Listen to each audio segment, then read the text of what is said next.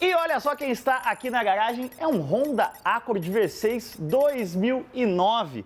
Mas esse aqui não é qualquer Accord não, esse aqui é o último grande Accord. E se você duvida, eu vou trazer alguns números. Lembrando que em 1989, o Honda Accord se tornou o primeiro carro japonês da história a ser o carro mais vendido dos Estados Unidos. E aquele Accord do fim dos anos 80, início dos anos 90, apareceu na 4 rodas aqui e um jovem Cássio Cortes se apaixonou profundamente por aquele carro que, naquele texto original da 4 rodas, era várias vezes comparado com o Santana, que era a referência de sedã médio familiar brasileiro na época. E olha que espanco que aquele Accord dava. E não é à toa que ele caiu no gosto, se tornou o queridinho dos Estados Unidos e foi líder de vendas no mercado norte-americano por décadas. Agora sim, vamos aterrissar no Accord de 2009. Vou passar para vocês alguns números de venda. Em 2008, primeiro ano dessa geração aqui, o Accord vendeu 368 mil unidades nos Estados Unidos. Teve um profundo facelift ali por volta de 2012, 2013. O carro vendeu 353 mil unidades em 12, 366 em 13, 388 em 14 e foi nessa tocada 345 em 2016, 322 em 2017. Aí, no meio de 2018, surge a nova geração do Honda Accord, o Accord atual, que tem um quê?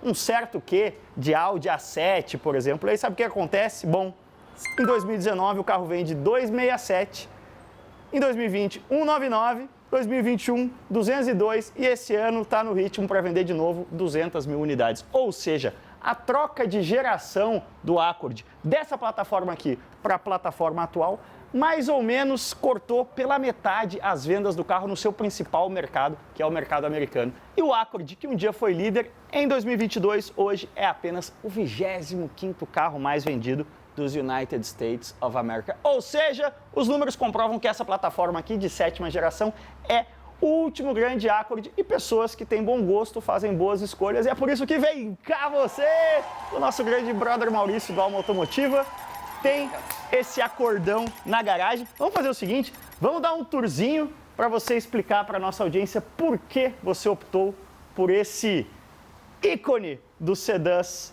familiares americanos, aliás, nipo-americanos na sua garagem. Bom, vamos lá. Galera, para começo, esse carro ele é do meu pai, na verdade, né? Ele permeia a família, até porque eu uso bastante ele, principalmente em dias de rodízio, eu acabo utilizando esse carro, né? Então, o que acontece? Ele é do meu pai por muita insistência minha. Porque eu tive 2 carros desse, exatamente iguais, o 3.5 V6. Falou em V6, começou a falar o motivo, um dos principais motivos desse carro ser tão cultuado e o fato da geração atual não ter um V6 talvez seja uma das explicações para ele ter tido essa queda nos Estados Unidos, né? Cássio, eu concordo com você e acredito que sim, porque só quem dirigiu um carro desse entende o que é aquela visceralidade antiga. Quando você dirige com o vidrinho abaixado, você escuta o barulho de um V6 e não o barulho de um 2.0 turbo, sim, que eu brinco que tá mais para um liquidificador e aqui você tem realmente um motor, entendeu? Cara, não é qualquer V6, né? 3.5 iVTEC. É o que muita gente... Eu vou dizer assim, às vezes a gente é injusto com a Honda, injusto no sentido de cobrar muito, reclamar muito, mas a gente reclama e cobra de que a gente gosta, né? Do nosso amigo, do nosso irmão, do nosso familiar. E a Honda fez grandes motores que tinham muita personalidade, como esse, né? E os motores 2.0 turbo 4 cilindros hoje, eles são um pouco genéricos, né? Eu acho eles bastante genéricos e aqui tem um negócio legal de pontuar, que é o primeiro motor da Honda que tem VCM, né? Que é os cilindros variáveis. Então ele anda com 3, 4 ou 6 cilindros, o que dá para esse carro médias aí de assustadores 8 na cidade para um V6 dessa época, para um carro dessa época com 278 cavalos. 278 cavalos. Então eu acho ele até bem econômico. Na estrada faz o quê? Depende do seu pé. Depende da sua pressa. Depende da sua pressa. Eu já tive viagens longas aí na casa de 10,5, 11 e já vi pessoas, na época que eu frequentava ali os fóruns do clube e tudo mais, fazendo 12, 12,5, entendeu? Não passa muito disso, mas chega a fazer 12. Esse reforço estrutural aqui é de fábrica? É de fábrica. Esse carro é absolutamente todo original. É um carro que tem apenas 37 mil quilômetros, que a gente comprou com 16 mil quilômetros de um colecionador de Hondas. Tem coisas lá dentro, Cássio, até como o plástico do assoalho. Eu preciso ver então. Cara, que achado. Isso aqui é quase que um barn find, né? É uma mosca branca do olho azul. em tempos de tantos usados difíceis. Ai, ai. Cara, isso aqui é... Ele já liga liso, né? Posso, ó, galera costuma dar seus pitis aí com esses cold starts, mas vê se não parece que tem uma manteiga. Eu sou suspeito para falar que eu gosto muito da aceleração da Honda, eu gosto muito dos câmbios manuais da Honda. Sim. Uma pena que aqui nós não tivemos, lá fora você tem esse carro com câmbio manual. Mas quer ver uma coisa? O câmbio manual da Honda dessa época aí, do Civic SI e tudo mais, era um dos, talvez o melhor câmbio manual de todos os tempos, assim, em termos de precisão de engate. Mas esse aqui mesmo automático, cara, olha como é curtinho, né? O acionamento tem um feeling, assim, de precisão mecânica muito louco. E é muito suave, né? Inclusive você falou do SI, tem aqui uma referência, né? Tem muita referência nesse carro, tem muita história da minha família. Esse chaveirinho aqui que você falou que tava bonitinho, esse chaveiro era o chaveiro do meu Civic SI. Eu ia dizer, isso aqui é chaveiro de rondeiro, Honda Racing. Exatamente, chaveiro de rachador. Essa chave aqui era mesmo do Civic SI 2006, que a gente teve lá em casa. Essa chave é a mesma do Civic SI, do Civic, do Fit de segunda geração. A Honda tem essa, né? Ela coloca para todo mundo algumas peças e é generalista. A telinha aqui, ela é funcional ou é só o ar-condicionado? É o ar-condicionado e quando você liga o som ali, você tem ali algumas informações. É um negócio bem legal, esse Premium Audio System da Honda, eu não sei até que outros carros ele equipou. Ele era um rádio muito bom. Ele tinha um sistema de som muito legal, não é assinado por nenhuma grande marca, como hoje a gente está acostumado, mas é um rádio com uma qualidade, cara, muito interessante para a época. A gente precisa explicar duas coisas aqui para a geração Z, né? Isso aqui, antigamente o multimídia era isso aqui, galera, era só essa telinha informativa aqui e existia uma coisa chamada CD Changer, você conseguia colocar 6 discos aqui ao mesmo tempo e isso equivalia ao Spotify da época. Outra coisa legal de contar para a geração Z é que o número de CDs que cabia dentro da sua disqueteira estava diretamente ligado ao seu poder aquisitivo. Ah, é verdade. Não, os carros tipo o BMW Série 7 tinha CD Changer de 12 unidades, Exatamente. Né? Agora, essa câmera de ré aqui não é original, né? Não, não é original. Esse carro não tinha sensor de estacionamento originalmente, então você imagina que um barco, né, de quase 5 metros, para manobrar não é fácil. Inclusive, aliás, quando você compra um Accord dessas gerações já, os maiores, você desiste de fazer qualquer baliza na rua e procura logo um estacionamento. Então, mais um recado aqui para a galera da geração Z. Ó. Isso aqui é a câmera de ré de antigamente. Ó. Você ficava olhando no espelho, ela era dividida em 3, né? Você tinha aqui e em cada canto da porta, era assim que você manobrava antigamente. Cara, pergunta de $1 milhão que eu sei que vai ser o primeiro comentário do vídeo se a gente não fizer agora. Quanto vale o show aqui? Cara, esse carro nós compramos, a FIP dele girava em torno de 38 mil, hoje ele tá batendo na casa dos 50 e eu tenho uma coisa que pouca gente acredita, mas eu recebi uma oferta de 100 mil reais nesse carro. Nossa senhora, bom, ele continua valendo menos do que um Kwid Zero. Exatamente. Mas assim, óbvio, aqui a gente tá fora da casinha, né? Tem 37 mil quilômetros, tem um plastiquinho aqui, ó, ainda do assoalho que meu pai não deixa tirar isso aqui e... Cara, é um carro fora da curva, né? Mas você encontra bons carros no mercado na casa de 65 a 70 mil reais. Carros todos na casa dos seus 100 mil quilômetros, tá? É um motor muito cultuado pela galera, entendeu? Principalmente por ser o primeiro com VCM. O antigo 3.0 tinha médias assustadoras de 4,5 na cidade. Bom, eu preciso ver o desempenho e o consumo na prática agora dando um rolê. Vambora. Ó, pera aí, ó. De freio tá bom. Olha isso. Dei uma pegadinha no escape, mas tá justinho, cara, o carro tá zero. Tem 37 mil quilômetros, né?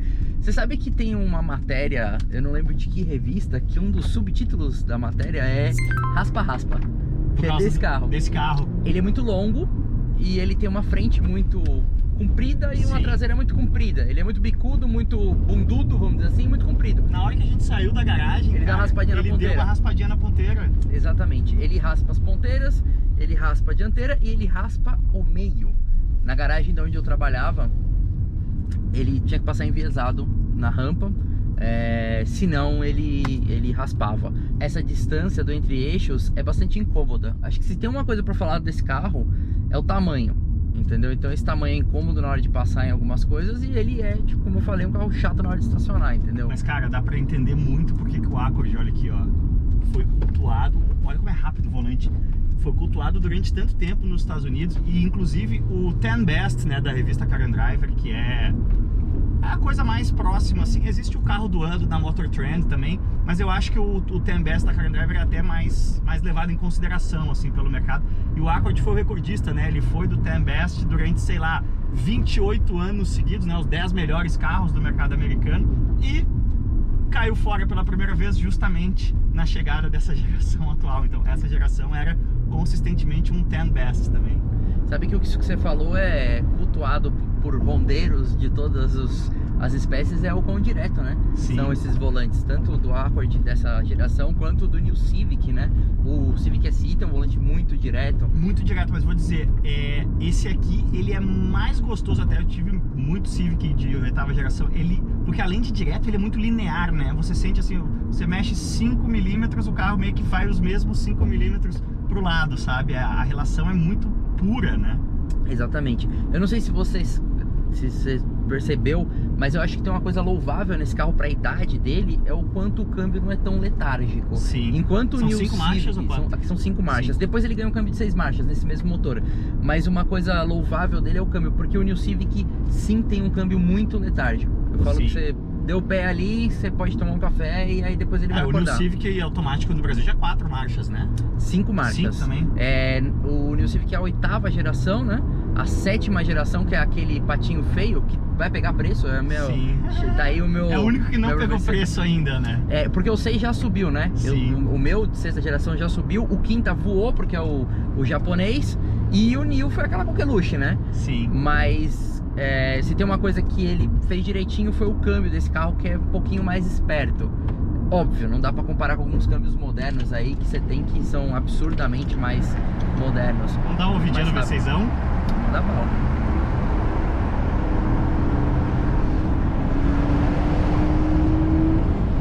Ele tem um headline, cara, de 7 mil quase, né? Que para um motor V6 é bastante girador também. Ele é bastante girador. 3.5, não, é um V6 gordo, não, um V6 bastante litragem. Ele era 3.0, né, na geração anterior, ele passa para 3.5 e mais louco ainda, ele passa a ser mais econômico por causa do sistema do VCM, né? E esse ronco é mais bonito que o do 3.0. Foi o que me ganhou quando eu comprei o primeiro carro desse, a primeira unidade, foi quando eu entrei num de um amigo. Ele falou, cara, dá uma aceleradinha parada e deixa bater ali no corte. E eu ouvi o barulho, eu falei, puta, eu quero um carro desse. E aí foi. Engraçado que a Fórmula Indy, né, os motores aspirados da Honda, né, nessa época aqui também, em 2008, eram 3.5 também, só que eram V8, né? Então mostra bem, são cilindros, o volume de cada cilindro é bastante grande, né? Sim. Esse carro tem uma história interessante, que é como que nós compramos ele. Esse carro apareceu num buscador da internet de carro usado e tava no Rio de Janeiro, em Niterói. Eu liguei pra vendedora e falei, o carro é isso mesmo? Porque eu achei, pô, deve ter 160 mil quilômetros. Tem algum erro aí, né? Eu falei, deve ser 160 mil quilômetros, não deve ser 16. Aí eu falei com ela, falou, não, tem 16, é de um colecionador tal. 16 mil quilômetros, o valor não era caro. E eu falei, ok, eu pago um sinal e vou até aí. E eu fui pro Rio de Janeiro numa véspera de carnaval. Inclusive a melhor piada foi da minha esposa. Ela falou, você encontrou uma boa desculpa pra ir no carnaval do Rio de Janeiro, falar que vai comprar um carro. Cara, e quando eu cheguei na concessionária, eu saí às 5 da manhã de São Paulo com a minha saudosa Jetta Variant que eu tinha na época, 5 cilindros, aquele 2.5, delícia de carro. Cara, cheguei lá, era por volta de umas 11h30, meio-dia. Esse carro tava no showroom de novos e em volta do carro devia ter umas 10 pessoas. E aí eu fui pra vendedora e falei, mas o que tá acontecendo? Ela falou, não, essa é a fila de pessoas que querem comprar o carro esperando você desistir ou não chegar a tempo. Sim. Então é uma história engraçada. No final conseguimos comprar o carro, trouxemos de cegonha pra cá. E se você procura com bastante afinco, cara, você acha essas coisas. Sim. Um abraço aí pro Regis, nosso amigo do Barato Se Incomodar. Esses dias no Barato Se Incomodar eu vi uma Alfa 156. Tava um pouco zoadinha assim, cara, mas assim, era uma 156 rodando. 8 mil reais. Cara, não tem mais nada de 8 mil reais. Exato, quase que eu fiz uma loucura. Não tem mais nada de 8 mil reais, rodando ainda, né? Os 8 mil reais normalmente traga o guincho, né? Aí é outra página. Exato, é outra página. É outra página, abraço também. Mas, cara, achar carro usado é uma palavra, é paciência. Paciência. É você ficar ali olhando. Acabei de comprar um carro pra casa pra minha esposa, cara, que foram 3 meses olhando, procurando um carro. E olhando muito carro feio também. Então, paciência é a principal palavra de procurar um carro usado. E esse carro tem uma coisa muito legal, tá chegando uma curvinha aí na frente. Faltou um pedal aqui. Ah, mas você joga aqui, ó. Posso, com licença? Aqui, ó. Jogou um D3 aqui, ó. Olha lá. Ficou melhor, né? O giro caiu no lugar um pouquinho mais certo. Tocudinho. Você chega no giro um pouquinho mais certo. Quando eu tinha esse carro, eu usava muito isso. Só um negócio legal de falar. Eu usava bastante essas funções do câmbio. E... 3 meses olhando o carro da 3 meses olhando o carro da minha esposa. E eu encontrei, cara, mas é assim, depois eu vou contar, depois eu posso trazer aqui pra você colocar na garagem pra você fazer umas contas, que vai ser muito divertido, porque eu consegui chegar num valor muito difícil de se atingir um automóvel. Eu vou deixar a surpresa, vai ter surpresa no Automais, vai ter surpresa no Alma, vai ter surpresa em um monte de lugar desse carro. E quem sabe não na garagem do Cássio. Mas já algo me diz que ele tem uma arominha de escargot aí, então. Tem, é uma coisa que eu nunca tinha feito na minha vida. Confesso que dá um suador assim de medo. Mas eu porque falo teve sempre, um monte de carro cara, japonês. O francês seminovo é o melhor negócio do mercado brasileiro. E você tava fazendo a curva ali, eu lembrei de uma coisa. A coisa elogiada deste carro é a suspensão. Quem teve a oportunidade de dirigir o 3.0 da geração anterior, ele é mole. Sim. Ele é um carro com comportamento muito mole. Aqui faz jus aos 278 cavalos. Tem um carro mais seguro, um carro com uma tocada mais legal, entendeu? Então acho que esse foi um dos pontos que talvez desagradou um pouco esse carro no Brasil. E o outro ponto é porque ele era chamado de espartano, né? Você tem um carro bastante simples aqui pro ano de 2009, né? Você tem só um ar digital dual zone, você não tem um multimídia. É que o Accord ele nunca foi um carro de luxo nos Estados Unidos, né? Ele tem um posicionamento aqui de luxo pelo preço que ele aterriza aqui, né? Mas o Brazuca reclamou, tipo, você não tinha um pendrive. Você lembra na época que você colocava 10 mil músicas num pendrive? Eu gosto muito das reclamações da internet automotiva brasileira. Você não tinha um pendrive, cara. Isso era uma coisa que a galera descascava aqui nesse carro. Onde já se viu, desrespeito ao consumidor. Você tem que usar um CD, meu Deus, isso ultrapassado. Mas, cara, foi uma das coisas. Mas ele tinha coisas que eu acho louvável até hoje. Por exemplo, cara, se você pegar esse carro com xenon de fábrica, ele tem um farol 10 vezes melhor do que tudo que tem da frota que tá com lâmpada halógena. Tudo que você tem neste valor de carro zero, cara, é tudo um farol ruim. Sim. Entendeu? Eu sei porque assim, eu falo porque depende da sua necessidade, né? Conversar de carro é muito sobre necessidade. Eu tenho o costume de pegar muita estrada à noite. Sim. Minha esposa tem família no interior, a gente vai muito de noite viajar. Então assim, um bom farol é uma coisa que pra mim... Cara, eu sou muito fã. Eu sou um cara que de dia dificilmente eu uso óculos pra dirigir, mas à noite eu preciso. E um bom farol faz uma grande diferença. Sim, cara. é uma coisa que no dia a dia faz uma baita diferença, entendeu? E aqui tem um bom farol, apesar de não ter nenhum projetor ainda, mas ele tinha um xenon ali de fábrica com um lavadorzinho de farol, né? Que é uma atração à parte com os amigos, pra você dar susto neles. Você tinha um xenon que era muito eficaz. Essa é a época do Angel Eyes. Nossa, a BMW tinha Angel Eyes, era... A BMW tinha Angel Eyes e era uma moda, né? Você ia colocando Angel Eye em tudo, né? No Gol, a galera põe Angel Eye em absolutamente tudo. Mas, cara, esse carro é um carro que eu acho que meu pai não vende. Cara, eu recomendo a Papa Garcia não se desfazer desse carro aqui. Até porque tá pegando preço. Sim. Tá melhor do que qualquer investimento do mercado hoje.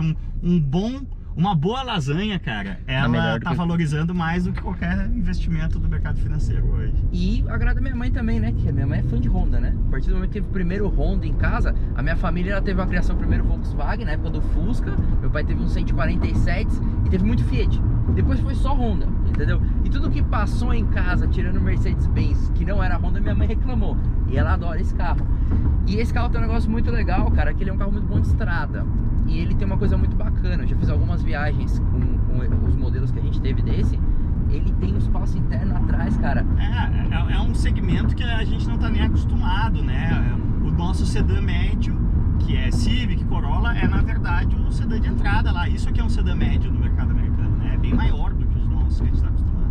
E se eu não me engano, a briga desse carro aqui era falar que ele era mais potente que um 320, né? Um 325, e tinha o espaço interno de um Série 5. Exato. A Toyota, Camry, Honda Accord, esses carros, historicamente nos Estados Unidos, eles têm precificação de alemão de entrada, né? Então, um Accord bem equipadinho V6, ele custa a mesma coisa que uma 320, mas ele oferece muito mais espaço, né? Então, as alemãs, as premium em geral, né? Elas vendem ali uma troca de praticalidade por esportividade, né? É assim que as japonesas competem com as alemãs no mercado americano. Mas, cara, parabéns pelo xodó, parabéns aí, Papa Garcia. E me diz uma coisa, já vendeu a Mercedes? Não.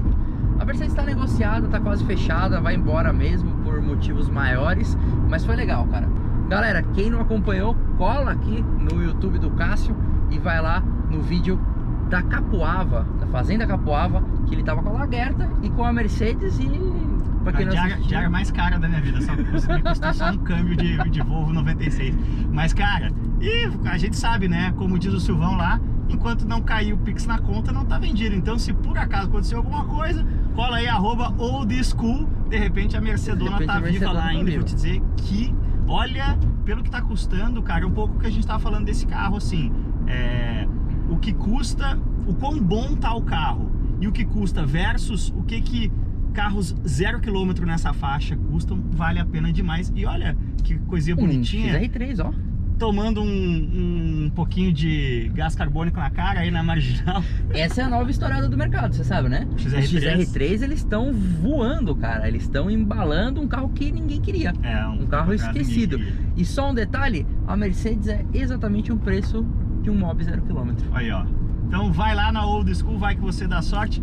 Maurício, deixa aí o seu serviço, onde é que a galera acha o seu excelente conteúdo. Além do Automais, evidentemente. No Automais, vocês veem a minha careca bela lá todos os dias no Instagram e às vezes no YouTube.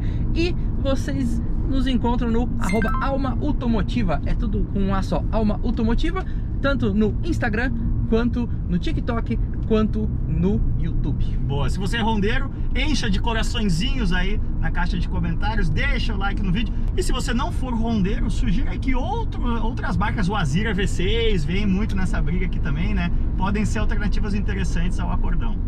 Eu sou suspeito para falar porque eu já dirigi o Azira V6, o Camry V6 e esse aqui. Esse é o mais legal. Confesso que eu estou em estado a concordar com você. Então é isso, galera. Valeu demais, cuidem-se bem e aquele abraço. Fiquem com Deus.